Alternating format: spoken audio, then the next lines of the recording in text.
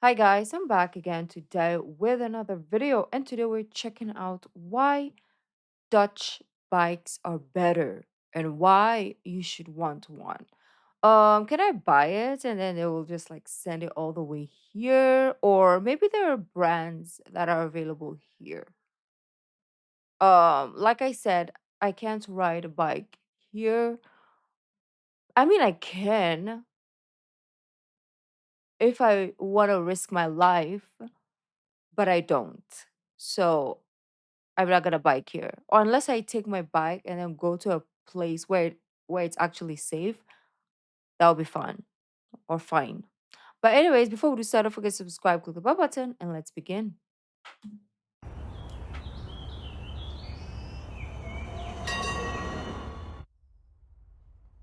This is our Dutch bicycle. It's an omafiets, Mm. literally grandma bicycle. There is really I nothing think there's a special lot about of it, those at in least here in the Indonesia. Netherlands.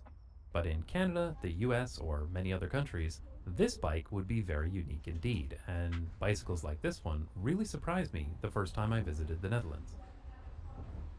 There's a good reason for this uniqueness. In the Netherlands, bicycles are seen as a tool for everyday transportation, a way to get from point A to point B quickly and efficiently. Mm. In most other countries, bicycles are used primarily for sport and exercise. This one difference explains nearly everything special about a bike like this. Now, it's not like this is the only kind of bicycle you'll see in the Netherlands, of course. There are many others, including e bikes, cargo bikes, hand cycles, and you'll definitely see road bikes used for sport too, especially on weekends. But for everyday urban transportation, this style of bicycle is by far the most common. So, what makes this bicycle so different from what you might be used to? Well, the primary difference is that this is an upright bicycle. It's built to ride in an upright sitting position. Mm. This is an inefficient position that will not transmit maximum power into the crank during a pedal stroke, plus, it's totally not aero. But who cares? What the upright position does provide is comfort. The handlebars on this bicycle are high up and swept back, making it extremely comfortable to ride. Those are really On this comfortable. kind of bicycle, you almost pull up and back on the handlebars rather than putting any weight on them. This is just a more comfortable way to sit on a bicycle, and the design is very similar to the original safety bike. It is though, because when I went to Indonesia, I tried, and they're way more comfortable than the ones that we have here.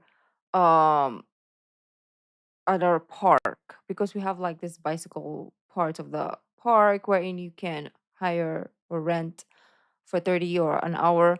And most of the bikes that we have here are like the mountain bikes, and they're so heavy and hard to pedal. And there's other types as well, but they're just so hard. You're not comfortable. You have to like lean forward and like, oh, too much work. Bicycle, developed in the UK in the late 19th century. Sitting upright also makes it easier to see what's going on around you, which can Mm. be safer when cycling in busy urban environments with lots of other people around. Riding this way lets you wear any type of clothing you'd like because it's no Mm. different than sitting in a chair, which is why you see Exactly. most people in the Netherlands dressed for the destination and Oh. not the Even ride. like in skirts, yeah.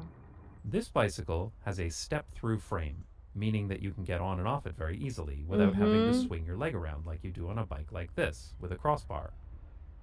These frames are fine Oh. and you'll definitely see them here, but I find them particularly annoying if you have a kid seat because if you swing your leg up to get on, you kick your kid in the head.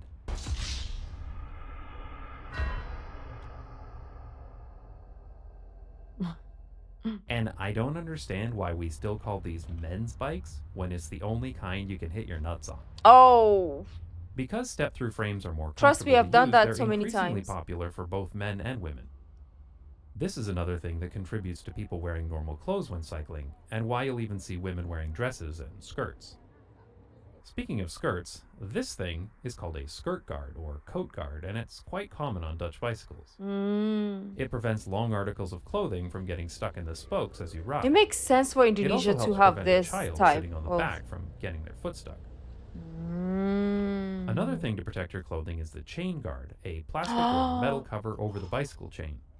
It also helps to protect the chain from the elements, making it last longer.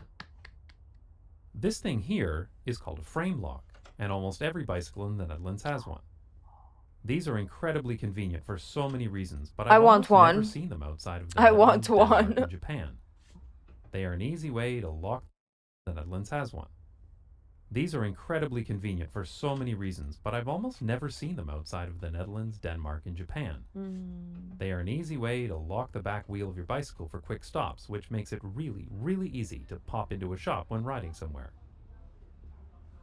The frame lock also keeps your key inside as you ride. You can actually buy frame locks that don't do this, but I really like the key retaining feature. This is a small detail, but it ensures that your bike keys are always with you. That being said, I have been Mm. known to accidentally hit the key with my leg and bend it like this. Oops. Also, while there's a lot of space for the locking mechanism in the wheel, I seem to hit the spoke far more often than you'd think. I should have gone into neutrino research. Interesting. When this lock is engaged, you can't ride the bicycle, but you can, of Mm. course, just pick it up and walk away with it. So if you want to ensure that your bike is still there when you return, it's best to bring a chain lock with you as well, and most people do. If you see bikes locked only like this, it's probably because the owner considers their bike too crappy to steal. A slight variation on this is a frame lock with a chain lock integrated, giving you two locks with one key. Whoa. Interestingly, U-locks, by far the most common locks in North America, are not seen very often in the Netherlands. Probably because it's difficult to get close enough to something to lock to with so many other bicycles around. Another feature you'll see on almost every bicycle in the Netherlands is both front and rear fenders. This makes sense in a country where it rains all the time. Fenders are not Mm. considered an optional add-on here. What's also included is a kickstand. Almost every bike comes with one. Over the fender, you'll usually find a rear rack, though some bikes have a rack on the front. Ultimately, these bicycles are meant to be useful, so having panniers at the back or a box on the front allows people to carry a surprisingly large amount of stuff. No SUV required. I see.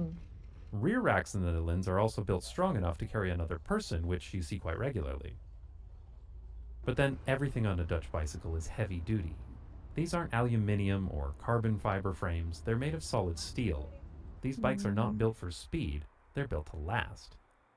In Okay. general, Dutch bicycles are built to be low maintenance. So when a bicycle has gears, they're often internal hub gears like this one. In-hub gearing is great because they almost never need maintenance. This is very different from Mm. derailleurs, which I find are constantly going out of alignment. Yep. Of course, many bicycles, including this one of ours, don't have any gears at all. You might also notice that this particular bike doesn't have any handbrakes either. A lot of bikes here do have handbrakes, but this one uses coaster brakes that you engage by cycling backwards. This Ah, was okay. fascinating to me because in Canada, you will never see brakes like this except on children's bikes. They take some getting used to, but I really prefer cycling like this, as it feels so natural to pedal forward to speed up and pedal backwards to brake. By not having any handbrakes or gears, it keeps the bike simple and maintenance free. It also avoids any cables that might accidentally get stuck on other bicycles when parking in Mm. tight places. All of this is done to keep the bicycle in good working condition, which is important when it's your primary mode of transportation. The only problem we've ever had with this bicycle is the occasional flat tire. Oh. And speaking of tires, did you know they use a different tire valve here? In the US and Canada, there are only ever two tire valves: Presta, found on road bikes, and Schrader, found on everything else. Here in the Netherlands, I they don't know use a what we Blitz have. valve.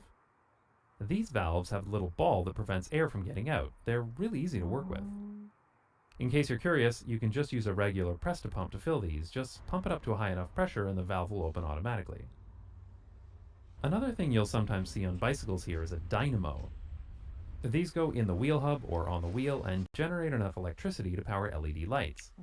These are pretty nice as you never need to worry about recharging batteries or forgetting your lights. Just Yeah, another small thing that makes these bicycles simple for everyday use. that's good. And lastly, the bell on this bike makes a Ding! pleasant sound. Oh, it's different. Though you hardly ever need to use your bell here, so it doesn't really matter. When we were still living in Canada, we knew about upright Dutch style bikes and tried for years to buy one, but they were almost impossible to find. Oh, really? This photo sums up the situation in Canada. a selection of bicycles supposedly for commuting with nothing but sporty hybrids and road bikes. Yep. They don't even come with a rack, fenders, or Same here. kickstand. Maybe there are more bike shops with upright bicycles today, but when we lived in Toronto, there was only one shop that sold them, and the next closest was over 50 kilometers away. Here in Amsterdam, I can't swing a pair of clogs without hitting a dozen bicycle shops that sell functional, practical bicycles. Bicycles that are designed for transportation, not sport. Mm. One group in Winnipeg, Canada, got so frustrated trying to find practical urban bicycles that they started importing new and used bicycles from the Netherlands. Oh, They wow. call themselves the Plain Bicycle Project, and they're regularly receiving shipping containers full of bicycles from the Netherlands. So, to my Oh. Dutch viewers, when you're finished with your bike, please consider donating it to needy families in Canada. It's so great to have bicycles that aren't for sport. Bicycles whose primary function is to be there when you need it, to carry your shopping or your friend, and to be used with as little effort as possible. No special gear or costume Oh, look at changes the kid. required. He has a cape. This is a point that's often overlooked because while it's obviously important to have safe streets and cycling infrastructure, it also makes a difference to have easy access to practical, low maintenance bicycles like this one. Living in Amsterdam, Oh. I know that when I need to go somewhere, taking a bicycle will usually be the fastest and most convenient way to get there. But it's also important to know that I won't have any problems either, because of our old, clunky, rusty, beat up, comfortable, reliable omafiets. I'd like to thank my supporters on Patreon who pay me to talk about just bikes on. That is so fun. Really. Like the bikes. What if I saw that without this video, I would have just been like, I don't like this bike. It's too old and it's not like cool. But with all the features that he mentioned and its uses, I'm like, I actually want one. But anyways, beautiful peeps, let me know if there are other videos you want to check out. This has been super fun. Um, Subscribe, click the bell button, and I'll see you in our next video. Bye.